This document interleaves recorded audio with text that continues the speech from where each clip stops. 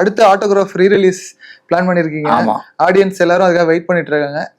என்ன எதிர்பார்க்கலாம் சார்? ஏன்னா படம் ஆல்ரெடி ஆடியன்ஸ் பாத்துருங்க. இப்ப இருக்க இந்த 2K ஜென்சி ஆல்பா இருக்காங்க, அவங்களுக்கு அந்த புரிதல் எப்படி இருக்கும்னு எதிர்பார்க்குறீங்க? ஆமா, அதுதான் அந்த 2K அட்ராக்ட் பண்றதுக்கு தான் அந்த AI ட்ரெய்லர் ஒன்று யூஸ் பண்ணது. ஓகே. ஸோ இப்போ அவங்க என்ன பண்ணுவாங்க, எதிர்பார்த்து வருவாங்க. ஆனா அன்னைக்கு கொடுத்த பொறுமையை வந்து நான் இன்னைக்கு எதிர்பார்க்க முடியாது. அன்னைக்கு அந்த படம் வந்து 2 hours 50 minutes. இப்போ நான் வந்து அதுல ஒரு 20 நிமிஷம் நானே கட் பண்ணியிருக்கேன். எனக்கே இன்னைக்கு பார்த்து இது கிரிஞ்சு, இது பூமர் அப்படின்னு நான் தோணும். ரியாலிட்டி அக்செப்ட் பண்ணிக்கணும். ஏன்னா அன்னைக்கு டேஸ்ட்டுக்கு அது தெரியாது. ஆனா இன்னைக்கு நமக்கே பார்க்கும்போதுல என்னைய பார்க்கும்போது கொஞ்சம் ஓவர் ஆக்ட் பண்ணிருக்கோமோ அப்படின்னு எனக்கே தோணுது. ஸோ அதுல நான் எதெல்லாம் வேணாமோ அதெல்லாம் கட் பண்ணிட்டேன்.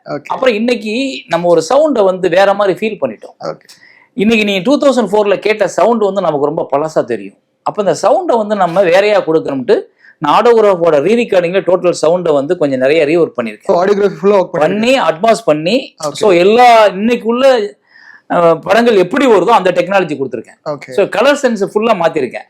நான் முதல்ல வந்து ஃபிலிம், இப்போ அதை ரீஸ்டோரேஷன் பண்ணிட்டு அதை டிஐ பண்ணும்போது ஃபுல் கலர் டோனை மாத்திருக்கேன். ஒவ்வொரு போர்ஷனுக்கு வேற வேற டோன் மாத்திருக்கேன். ஸோ இது எல்லாம் எஃபர்ட் போடுறது என்னன்னா, இன்னைக்கு இருக்க ஆடியன்ஸ் முட்டாள் இல்லை, அவன் ரொம்ப புத்திசாலி, அவனை ஏமாத்தினா அவனுக்கு பிடிக்காது. அதனால அவனுக்கான பொறுப்போட நம்ம ஒரு படம் கொடுக்கணும்னு நினைக்கிறோம். அவ்வளவுதான்.